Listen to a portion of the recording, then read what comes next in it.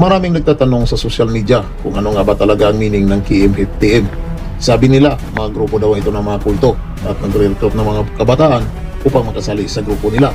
Pero sabi nila, bakit kaya laging na-involve ito sa crime? Kagaya na lang itong batang ito na bago lang nangyari doon sa Liti. So, ang meaning pala nito, ang KMFDM ay Kin Mundret for thy milk fit. Yan pala yun ang ibig sabihin sa German. Sa English, ito pala sa English, no majority for the pity. So, yan pala yun.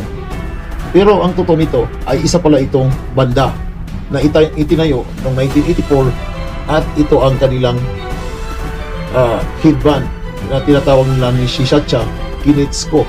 As a performance, a project of a German underground scene and band quickly become known for mixing techno, electronic music and heavy metal into a groundbreaking sounds. Now 40 years later, KMFDM is still active.